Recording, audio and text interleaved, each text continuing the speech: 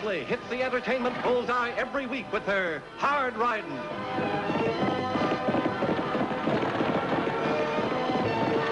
Straight shooting.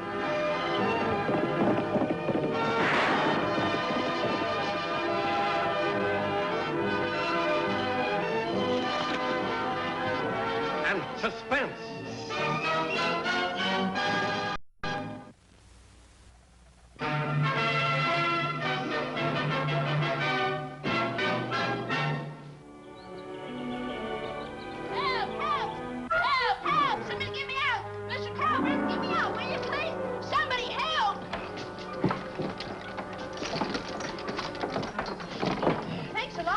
Well, is this what I'm paying you for? Practicing circus stunts? Gosh, Mr. Calvert, I'm sorry. And ruining my harness?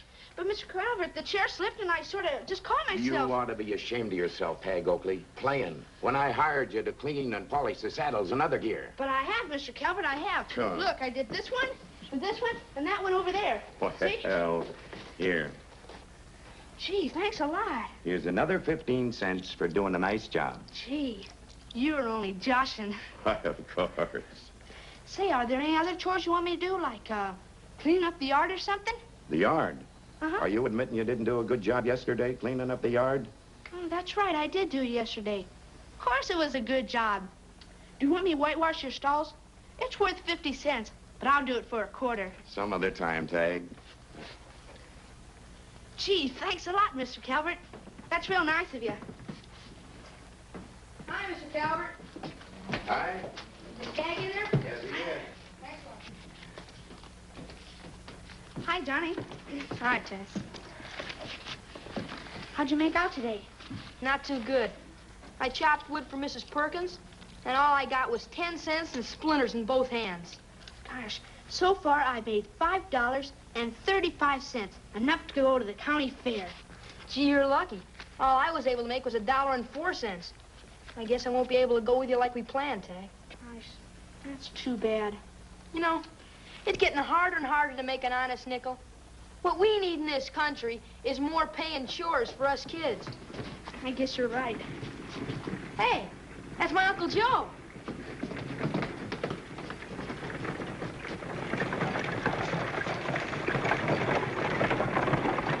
Hey, Calvert.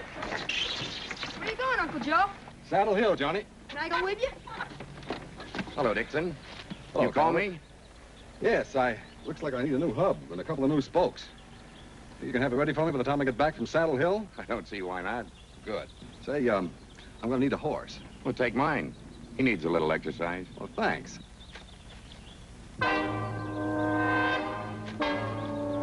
Hold it, Tagg.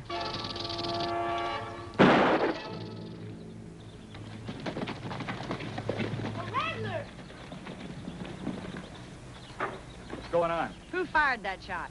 Mr. Dixon, he saved me from that rattler, Annie. It was crawling right for Tagg when Uncle Joe grabbed Mr. Calvert's gun and bang, he got it. And from 25 feet away. You couldn't have done better, Annie. He shot right from the hip. Thought you didn't know how to use a gun, Joe. Never saw you wear one. Well, that is the beginner's luck, I suppose. You better get back to the ranch soon, Johnny.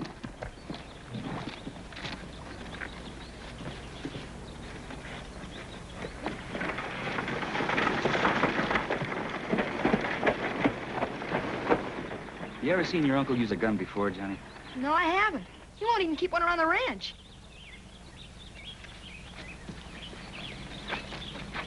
Something on your mind about Joe? He was 25 feet away, and he shot from the hip. So? So, when a man who doesn't wear a gun shoots like that, figures time to learn a little more about him.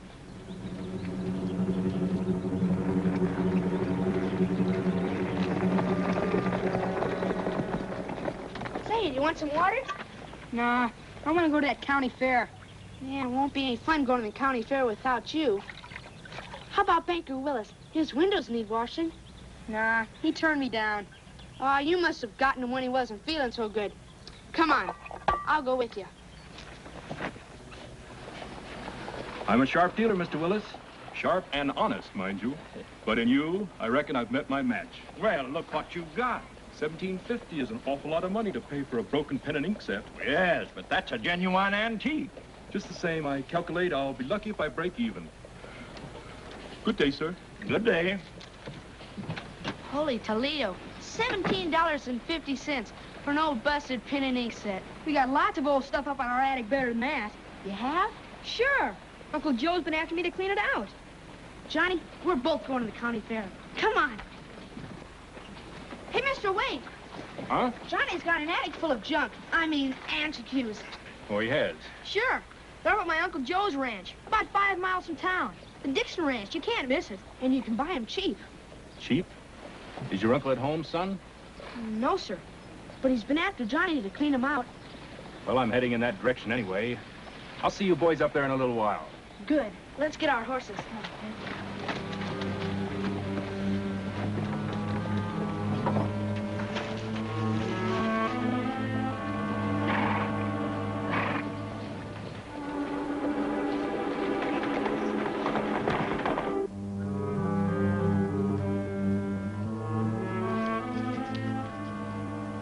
What are you doing, Lauter? I'm writing. Yes, I know, but are you checking up on Joe with the state authorities? Mm-hmm. If you ask me, you're wasting your time. Maybe. It's my duty as deputy to see if he's a wanted man. We do that very nicely together, don't we? Oh, Lofty, after all, Joe's our friend, and we've got to trust our friends. You know, Annie, being a woman, you sometimes let sentiment blind your better judgment. And you, being a man, must always keep your mind open to suspicion. It's my job, Annie. You know that. Oh, well. Oh, Lofty, maybe you ought to check up on little Johnny, too. He may also be wanted.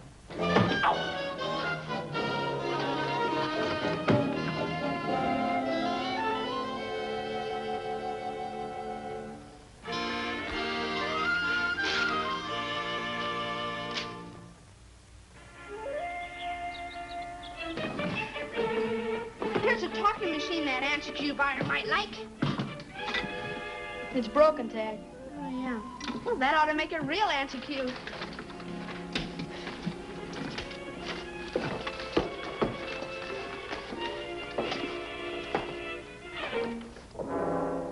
Guns.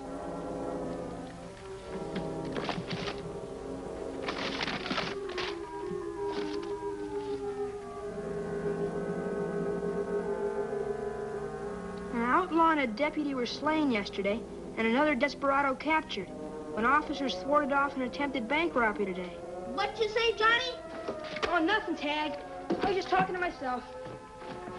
Here's some more antiques. Hey, Johnny, you don't look so good. You sick or something? I'll be all right, Tagg. Hey, it must be that buyer.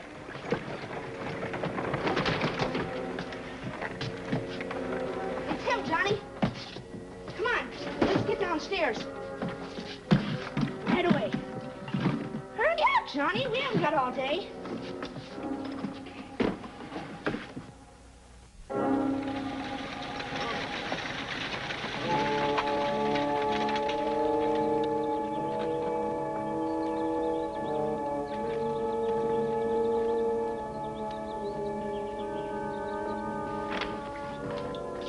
Good morning, sir.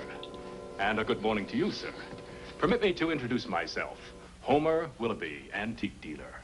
Could I interest you in either any buying or selling? I'd go on the stage if I could put on the act you do. Well, how'd it work this time? Well, just the same as usual. I invested $17.50, and we're going to have plenty of dividends.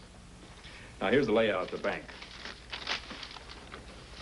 Here's the vault, the cashier's cage, and the office. All right, boys, it's up to you.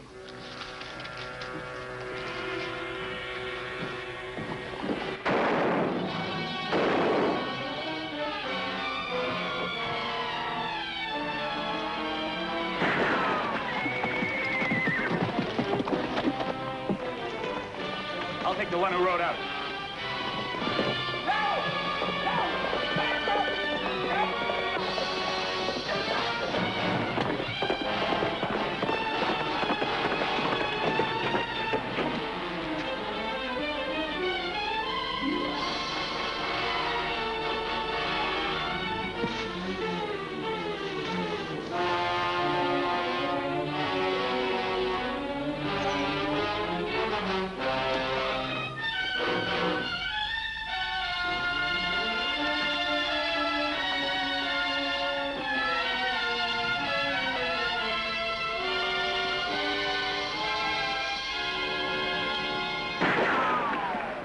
Get up, mister.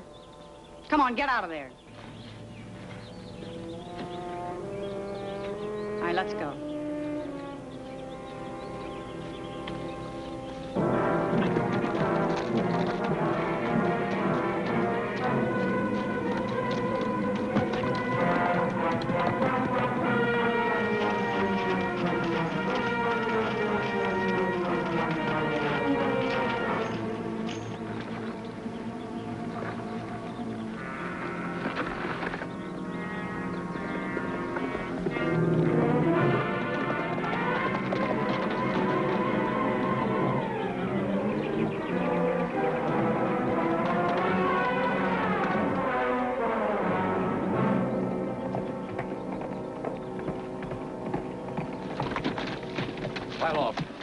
I haven't got anything worth taking, mister. You've got enough. Come on, climb down.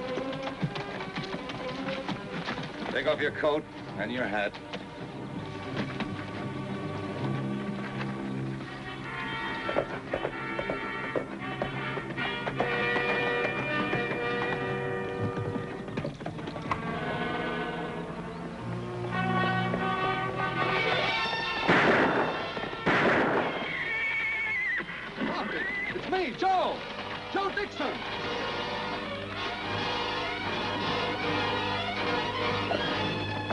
Shooting at me.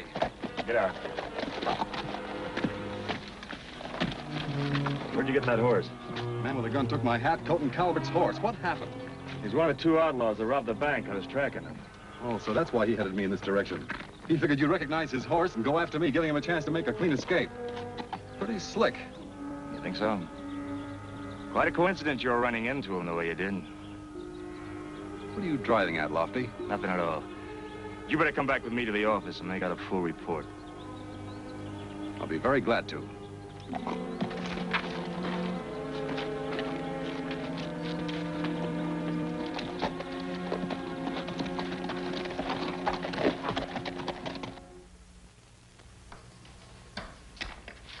There's your report. You forgot to sign it. Believe me or not, Lofty, I had nothing to do with those outlaws. I didn't say you did. No, but that's what you're thinking. Trying to trip me up with all kinds of questions. Even asking that outlaw if he knew me. It's a deputy's job to ask questions, Joe. Not the kind he's asking. Unless he thinks I had a hand in the robbery. I'm not altogether stupid, Lofty. Why don't you come right out and say you think I deliberately drew you away from that other outlaw? You don't really believe that, do you, Lauter? Annie, Lofty, Johnny's got enough money to go to the county fair with me. $10.50. Show it to him, Johnny. He got it from the antique buyer. Antique? You mean antique? Huh? Well, anyway, he bought some old things Mr. Dixon wanted cleaned out of his attic. Oh, so that's where you were. I wondered what had become of you. Well, we would have been back sooner, except we met Shorty Davis on the road, and... Hey, who's that guy? An outlaw who held up the bank. Holy Toledo. His partner got away. He tricked Lofty by making Joe change horses with him. Gosh, did they get away with much money? Close to $10,000. Don't you feel well, lad? I'll be all right. Just a little headache. Come on, lad. We'll pick up the rig and go on home. Excuse me.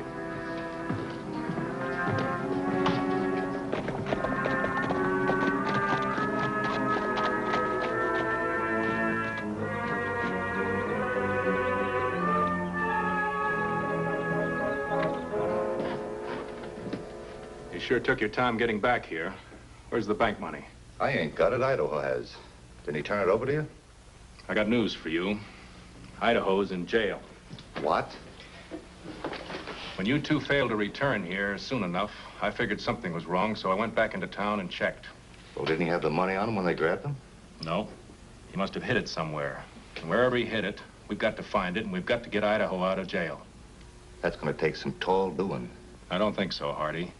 It just so happens that among the antiques I've collected, I have a set of skeleton keys that'll open any door. And when the sheriff's young nephew, Tagg, is busy selling me some junk, you'll be springing Idaho. Yeah? What about that girl and the deputy? What'll they be doing? They'll be out looking for you. I'll arrange that small detail.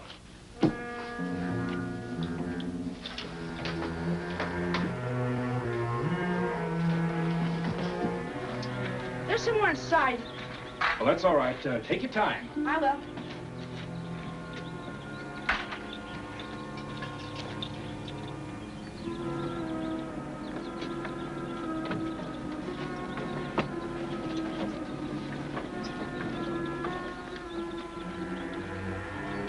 I looked everywhere inside, but this is all I could find, Mr. Willoughby.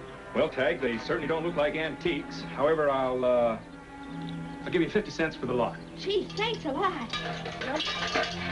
I'll be seeing you a little later, Miss Willoughby. All right, son. See you later.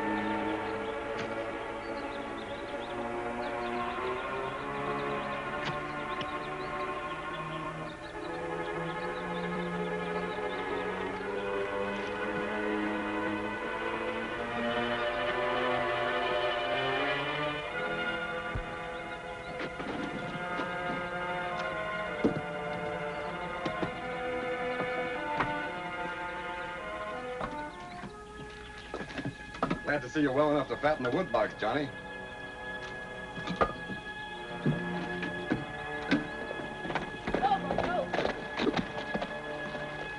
Hi, Johnny. Hi. What's the matter? You still got that headache of yours? No, it's worse than that. Much worse. Come on over here and sit down. I need some advice. Sure, Johnny. What's the trouble? Well, suppose you like someone very much. You trust him with your own life.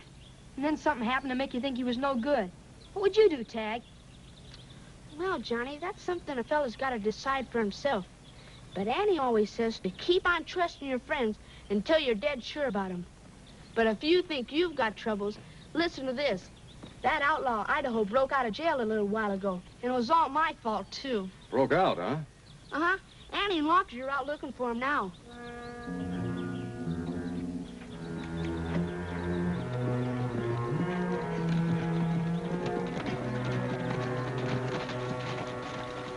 Very good afternoon to you, miss and sir. What in the world? Relax, mister.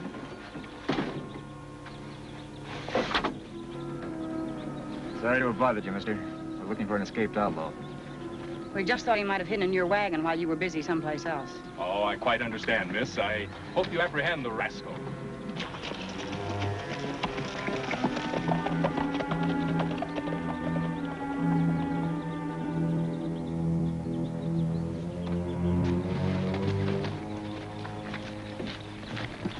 Think they smelled a rat? Why should they? But if I'd have been driving as fast as you wanted me to, then that really would have looked suspicious. Well, we don't have to keep on crawling, do we? We're only a mile from the Dixon place. Patience is not only a virtue, but a safeguard. Remember that. Climb in.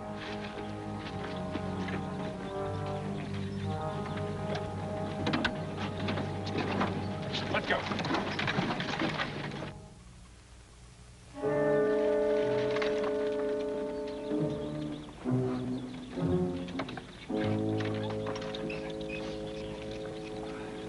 Mr. Willoughby. Hello, Tagg and Johnny. Ah, you must be Uncle Joe. That's right, sir. Pleasure to meet you, sir. Thank you. I don't recall you passing me on the road, Tagg. Well, I took a shortcut over here. Oh, I just dropped by to see if the boys had any more antiques. I doubt it. Now, wait a minute. There's an old clock inside if you're interested. Indeed I am, sir. Come with me.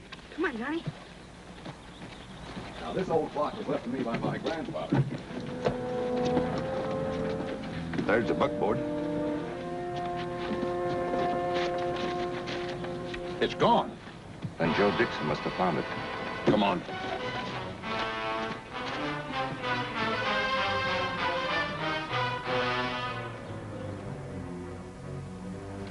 Frankly, I'll be lucky to break even.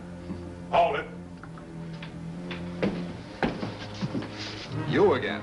What do you want this time, my shirt? We'll take that bank, little smart guy. And don't tell us you didn't find it tied under your rig. I didn't. Well, this is an outrage. Shut up. I won't shut up. This is... Hand it over, Dixon, or you won't live to spend a cent of it. He didn't find it. I did. It's buried out there in the wood pile. Watch him. Why didn't you tell me about this, Johnny? I couldn't tell anybody. I thought that you were mixed up in the robbery. Now, where on earth did you get that idea? In an old trunk. Up in the attic. Oh. I got it.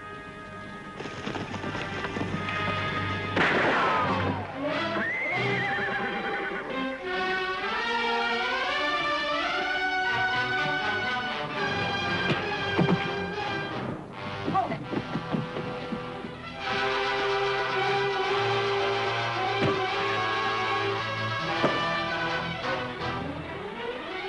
All right, Miss Oakley. Throw your gun away. Far away. Annie, he's getting away on Pixie. Back up, Pixie. Back up. Yeah. Go ahead. Back up, Pixie.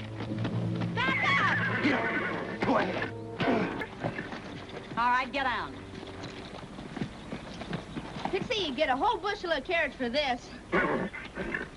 What a day. But all this excitement has been too much for me. I think I'd better see my doctor. Wait a minute. All you're going to see is the inside of a cell. Just like your two friends here.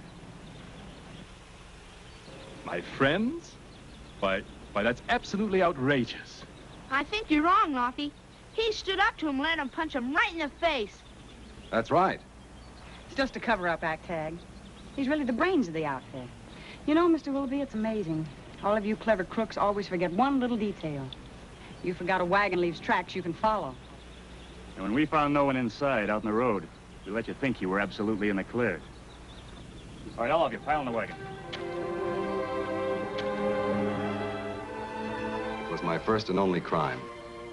And when I learned the deputy had died, I swore I'd never wear a gun again. That deputy was your father, Johnny. I'm not your real uncle. When I got out of prison, I learned that you'd been left with folks who really didn't want you. Let me have you very gladly. You were only 4 then. I made up my mind that I'd do my best to take your father's place. Well, that's it, Johnny. I don't suppose you'll want to stay with me now. But there's one thing I am certain of. I wasn't the man who shot your father. You must believe that. I do believe you, Uncle Joe. Thanks, Johnny. Hey, quit it, Uncle Joe. You're breaking my ribs. Hey, come on. I won't be much good on the ranch with my ribs busted. Then you're not leaving me. Of course not. Hey, come on, Tagg. We better get ready for our trip to the county fair. You bet. I knew we'd make it somehow.